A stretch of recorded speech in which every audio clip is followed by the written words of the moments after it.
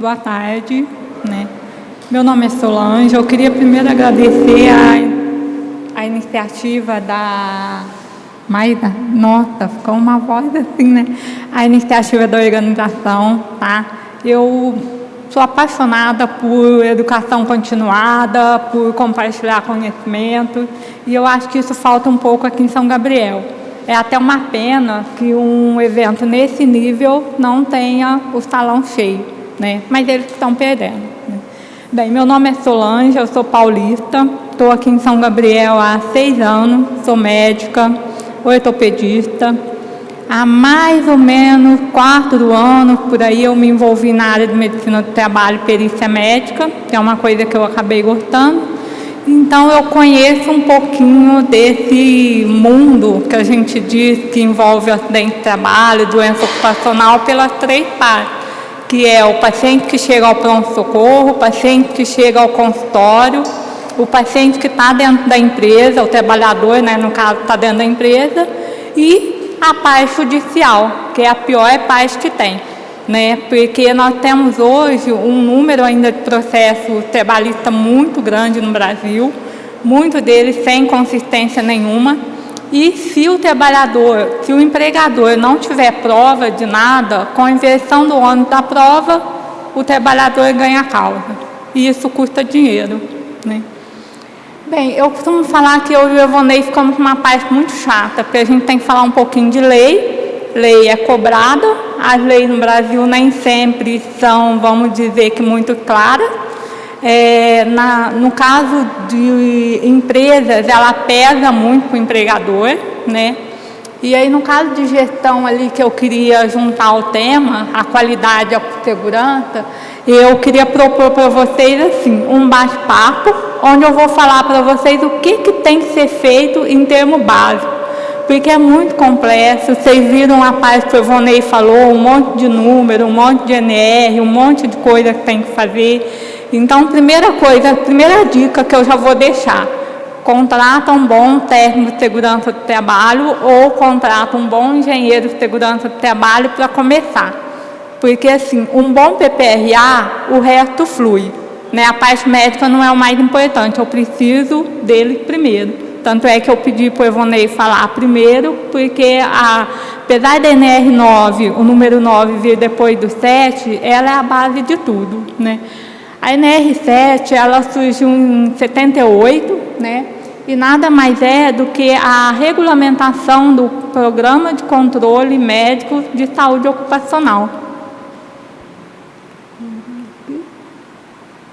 Um monte de nome, né? O Evonei falou um monte de coisinha ali, PPRA, PCMAT, ali tem PCMSO, CAST, que vocês já devem ter ouvido, ASO, tem muita mais coisa, mas não vou ficar falando muito.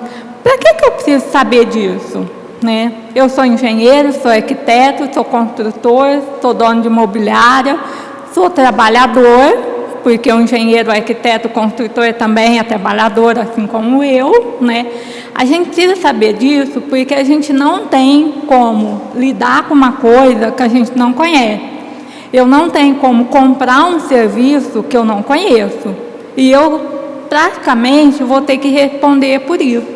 Então, como a Evonei falou, o engenheiro que está numa obra pequena, que não tem SESNIT, não tem alguém responsável por gerenciar a segurança e saúde do trabalho ali, ele vai responder por isso. Numa empresa muito pequena, onde o empregador responde por tudo, é ele que vai responder por isso. Então, num caso de uma vistoria do Ministério do Trabalho, chegou alguém lá e vai perguntar: por que a CAT? Por que o PCMSO não está aqui? Quem vai ter que responder sou eu. Se eu não souber o que é aquele monte de papel ou aquele monte de arquivo, eu não vou responder, né? Então, por isso que a gente precisa saber. Até mesmo porque um colega já perguntou sobre o advento do e-social. Apesar de várias prerrogativas, ele vai sair, uma hora vai sair, e eu preciso saber o que eu estou respondendo ali nesse e-social. Infelizmente, a gente ainda usa muito do escritório de contabilidade para fazer todo esse gerenciamento.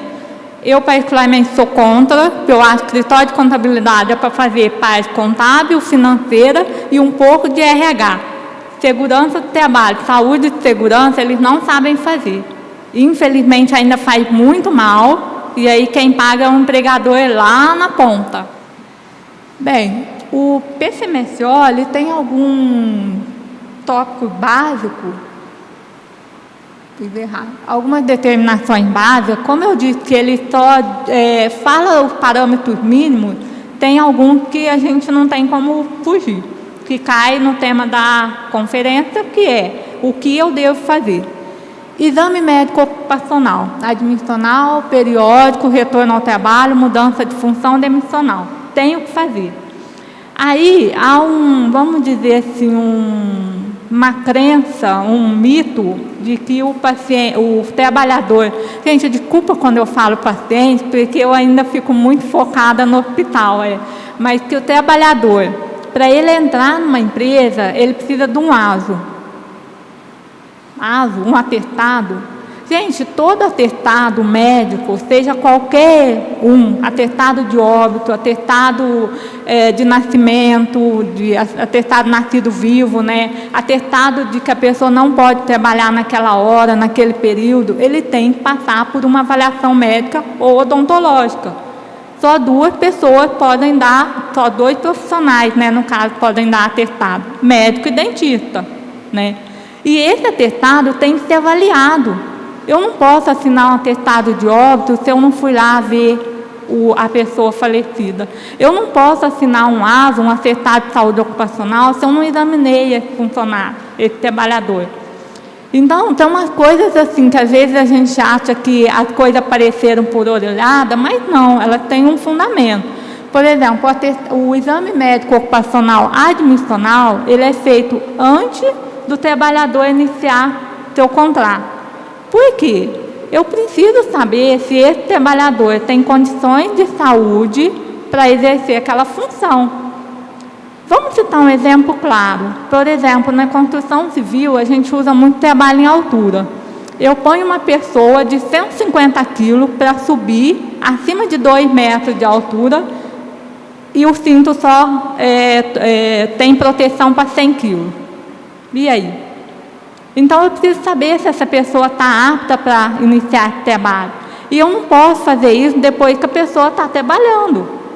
Porque tem empresa que, não, eu vou contratar por experiência, depois eu faço a avaliação médica. Não, perdeu o fundamento.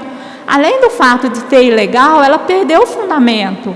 Às vezes ela põe um pedreiro com 60 anos de idade, com uma hérnia de disco protusa, que tomou 2 caixas de medicamento para ir lá fazer a integração, mostrar que ele estava bem, e ele não vai conseguir seguir essa profissão, essa função. Então, a função do exame admissional basicamente é essa, saber que o trabalhador tem condição de exercer aquela função, que ele está apto. Vamos esticar um pouquinho o pensamento lá na frente, pensando numa ação trabalhista. É saber também como esse trabalhador entrou na empresa. Porque a Justiça do Trabalho, ela segue a Justiça Civil e ela diz que a pessoa tem responsabilidade por uma ação, mas ela deve pagar só pelo dano que causou isso. Então, se o trabalhador entrou na minha empresa com uma amputação de um dedo e ele amputou o outro dedo, eu só vou pagar um dedo. O outro dedo, o problema é de onde ele amputou. Então, eu preciso saber também como esse trabalhador entrou. Uma causa muito comum, por exemplo, é a questão da perda auditiva induzida por ruído. Se eu não fizer uma audiometria admissional, a minha empresa tem ruído. E, algum tempo depois, esse trabalhador alega que ficou surdo na minha empresa. Eu vou saber dizer se ficou mesmo ou não? Então, por isso que é importante o exame admissional também, para eu mapear esse trabalhador como ele chegou para mim. Porque lá na frente eu sei dizer, é culpa minha ou não, né? O periódico, ele é um exame que deve ser feito semestralmente, anualmente ou bianualmente. Isso determinado pelo PCMSO, de acordo com os fatores de risco que o Evonei tinha citado do PPRA. O retorno ao trabalho é sempre que o trabalhador fica afastado de 30 ou mais dias, né? Isso, licença maternidade, cirurgia, qualquer tipo de afastamento por motivo de saúde. Mudança de função, sempre que o trabalhador for mudar de função por uma função que tem risco aumentado. Eu vou mudar um trabalhador tipo pedreiro para servente, não existe alteração nenhuma de risco. Eu preciso fazer exame para mudança de função? Não, eu só vou fazer esse exame de mudança de função se a função, além de administrativa, ela tiver algum risco aumentado, né? O demissional, sempre que o funcionário for demitido, o trabalhador ter uma rescisão de contrato com a empresa. Até quarta-feira da semana passada, da semana retrasada, esse exame demissional ele poderia ser feito até a homologação, agora não pode mais, ele tem que ser feito até 10 dias após o término do trabalho. Então, do dia que o trabalhador parou de trabalhar, eu tenho no máximo 10 dias para fazer o demissional. Importância do demissional? Sim, porque eu sei se o trabalhador está apto para trabalhar, então ele está apto para ir embora, né? Se ele estava lá trabalhando, ele foi fazer o demissional, ele está apto, ele pode ser mandado embora. Em questões judiciais, num tempo depois, porque a gente tem até 2 anos depois que eu me desligo de uma empresa para entrar com uma ação trabalhista, e essa ação ela vai pegar os 5 anos retroativos. Então, por isso que eu tenho que tomar cuidado com isso. A segunda coisa que vem ali, essa avaliação médica, aí a outra coisa que entra no PCMSO, que é o que vocês devem ouvir falar, que é o tal do atestado de saúde ocupacional, ele nada mais é do que um atestado que a pessoa pode estar ou não apta a exercer determinada função, só que ela tem que ter algum critério básico escrito. Ele tem que ter o nome completo do trabalhador, o número de registro de identidade. Hoje a gente sugere CPF, que é o mais usado, né? A função que o trabalhador vai exercer, a idade, os riscos ocupacionais, ou seja, que tem ruído, tem poeira, tem fumo metálico, o que tem nessa função que ele está exposto. Eu pus em vermelho porque é uma coisa que a gente pega muito aso sem isso, e aí a gente não sabe realmente qual é o risco que ele está exposto. A indicação do procedimento médico foi feito, se ele passou por um exame clínico, fez algum exame complementar, a data desse procedimento, o nome do médico coordenador, que aí é uma coisa um pouco complexa que a gente vai deixar para lá, o nome do médico que examinou, assinatura e número de CRM, a definição que ele está apto ou inapto para a função, né? Quando está inapto, não pode exercer aquela função. Daí tem uma coisa muito complicada. Se o trabalhador já está trabalhando para mim, eu não fiz exame admissional, ele vem com inapto, o que eu vou fazer com ele? Eu tenho que inventar uma função para poder mandar ele embora, porque inapto ele não pode ser mandado embora. A pessoa tiver um atestado médico escrito inapto, ele não pode ser mandado embora. Então, eu tenho que inventar uma função para poder contratá-lo, para depois mandar embora. Então, daí a importância. O exame admissional é antes da pessoa entrar na empresa, né? E a outra coisa que eu pus em vermelho também, que as pessoas esquecem, mas a NR7 articulada com as outras, a NR35 diz que qualquer trabalhador que tiver a função de exercer trabalho em altura, tem que estar escrito no ASO que ele está apto ou inapto para essa função. Então, em muitos casos, ele pode estar apto para a função de pedreiro, mas não pode subir em altura. Então, inapto para trabalho em altura, né? Mas tem que estar escrito.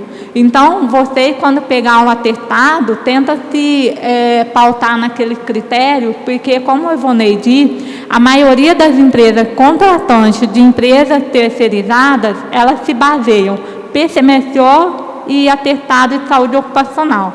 Aqui, o que ele citou é Cooperoeste, Coago, ADM, Aurora, são empresas extremamente rígidas nisso, que não tiver tudo certinho, ela quebra a licitação ou manda refazer. O ASO ele tem que ser feito no mínimo em 2 vias. A via principal é da empresa, a segunda via deve ser obrigatoriamente entregue ao trabalhador, ele precisa dar um visto que ele está recebendo essa via, ela tem que ser um recibo. E uma coisa muito importante, que eu até fiz uma consulta no Ministério do Trabalho recentemente, eles me mandaram, o auditor Sandro me mandou por escrito. A via original, ela tem que ficar no canteiro de obra, no local onde o trabalhador está trabalhando. Não adianta ficar lá na sede da empresa, não adianta ficar no escritório de contabilidade ou no RH. Ah, mas vai sumir, amassar, sujar. Tira uma cópia, então. Mas no canteiro de obra tem que estar. Porque se a fiscalização chegar lá e não tiver, se ele estiver de mau humor, ele não vai esperar voltar. E legalmente ele pode lavrar uma multa. Naquele monte de NR que o Evonei citou, ele esqueceu uma muito legal, né? Ou ele fez propósito para vocês não ficarem chocados. A 28, ela já tem todos os valores de multa ali. E a multa é multiplicada por número de trabalhador, por tempo de trabalho, um monte de complicador. Então, é uma coisinha que pesa no bolso. Outro tópico que o PCMS só cita é a carta de acidente de trabalho, ou seja, todo acidente de trabalho, doença ocupacional ou doença do trabalho. A doença ocupacional e a doença do trabalho tem uma diferença básica que é assim: doença ocupacional é a doença que é inerente àquele tipo de trabalho, ou seja, só quem faz aquilo vai ter. Um exemplo mais clássico assim, quem trabalha com mármore que tem silicose, uma doença pulmonar. Só quem trabalha com mármore quase vai ter isso. A do trabalho não, depende da condição do trabalho. Se ele é muito barulhento, muito forçado, o que é. E o acidente de trabalho típico, que é o acidente de trabalho, caiu uma coisa em cima de mim, eu me machuquei. Acidente de trajeto, que hoje está ocorrendo algumas mudanças, então a gente não vai falar muito sobre isso, né? E sempre devo fazer CART? Eu, na minha opinião, como médica, sempre deve fazer CART, desde que investigado o episódio e confirmado que ele pode ter um acidente de trabalho. Cuidado, porque tem muito trabalhador que machuca no final de semana, não vai no hospital, na segunda ele pede para ir no hospital, no pronto-socorro, fala que machucou no trabalho e você compra uma coisa que não é tua. Quem pode abrir CART? Qualquer pessoa, até sindicato pode abrir CART. Então, cuidado com ela também. Materiais de primeiros socorros é outro tópico que está no PCMSO, né? Ele diz que todo estabelecimento tem que ter uma caixa de material de primeiros socorros. Isso eu acho muito controverso, porque se você tem um escritório com 3 pessoas que não vai ter nada, para que você vai ter uma caixa de primeiros socorros? Então, o que eu costumo dizer? Que tudo que é muito bem especificado no PCMSO, porque não está ali, é aceito. Então, vamos supor que no seu PCMSO você explica que é um serviço administrativo, que não tem risco, não tem nada, não tem o porquê de ter uma caixa de primeiro socorro, tranquilo. Agora, num canteiro de obras, eu preciso de uma caixa de primeiro socorro. Nem que for uma caixa pequenininha, um frasco de soro, uma tesoura, uma compressa, porque um trabalhador da construção civil cortou um dedo, eu não posso enrolar a camisa dele para ir para o hospital. Eu preciso, pelo menos, uma compressa limpa. Programas especiais necessários que eu considero ali na construção civil, que ele parte das outras NR, mas é complementar ao PCMSO, é a AIT, que é a análise ergonômica do trabalho. Ou seja, a gente precisa analisar como que é feito esse trabalho, o maquinário desse trabalho, o esforço, o peso que pode ser pego. Por exemplo, se a gente lê na CLT, ela diz que o homem pode pegar 60 quilos, o sarcimento tem 50. Se hoje eu tiver um pedreiro, que ele chegar na Justiça do Trabalho e falar que ele carregava saco de 50 quilos, por isso ele tem dor nas costas, ele ganha a causa. 50 quilos é muito para um homem médio de 52 quilos. Então, hoje nós já temos toda a ferramenta para mapear isso. Infelizmente, é uma das exigências do E-Social. Aí, como nós temos pouco ergonomista, poucas pessoas experientes nessa área, a orientação que me foi dada num congresso recente foi: faça Faça uma análise ergonômica básica, mas faça. O problema é não fazer nada, porque aí a multa é alta.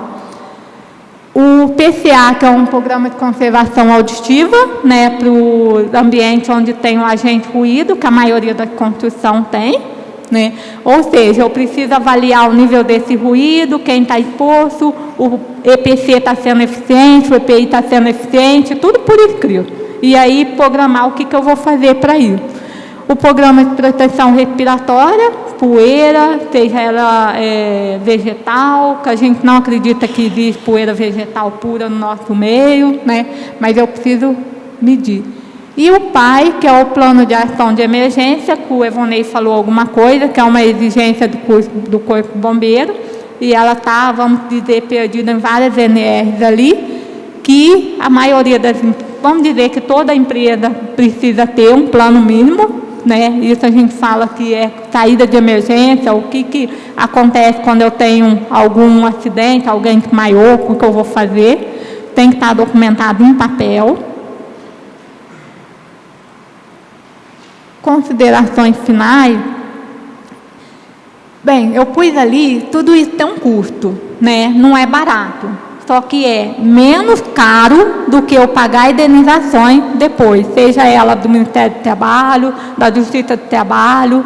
Então, vale a pena a gente custear isso antes e pensar quando eu for fazer uma proposta orçamentária de uma obra. Porque eu tenho que contabilizar isso também na obra. Eu vou ter lá 10 trabalhadores, esses 10 trabalhadores vão precisar de 10 avaliações médicas, de 10 pirometria, 10 raio-x. Como que vai ser isso? Então, isso entra também no orçamento de uma obra. Tudo isso tem uma grande repercussão na justiça trabalhista. Infelizmente, a construção civil ainda tem muita ação trabalhista, né?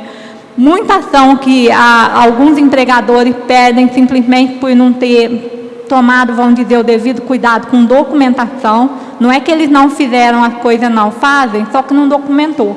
E o juiz não quer saber a palavra. Palavra, ele vai acreditar no trabalhador. E tudo isso tem uma grande repercussão social. Como o Evonei disse, o trabalhador, o ambiente onde nós ficamos, é um ambiente comum e dividido entre nós. Então, assim, eu não vou querer que um trabalhador, um pedreiro, chegue para mim de manhã bem e eu devolva ele à tarde através de uma ambulância, machucado ou com dor. Ao longo da vida também, eu não vou querer que alguém que sempre trabalhou comigo vai chegar lá na aposentadoria e falar, nossa, eu dei minha vida para aquela empresa, hoje eu estou aqui com dor e gastando minha aposentadoria com remédio. E eu ainda acredito numa coisa, eu passei por algumas etapas na medicina, que foi a terciária. Eu vim de um grande centro, trabalhando no hospital de ponta, ou vamos dizer assim, trabalhando só com politrauma, com cirurgia de alta complexidade. E não sei porquê, por um caminho da vida, eu fui abaixando, cheguei no PSF, que são postinhos de saúde, e hoje na medicina do trabalho. E eu vi hoje que a medicina do trabalho é a melhor fonte que a gente tem de prevenção de doenças no adulto. Prevenção de doença e promoção de saúde no adulto. Principalmente o homem. O homem não gosta de ir no médico. E a gente consegue, através dos exames médicos ocupacionais, seja ele admissional, periódico, retorno ao trabalho ou demissional, fazer um diagnóstico precoce e iniciar um tratamento precoce também.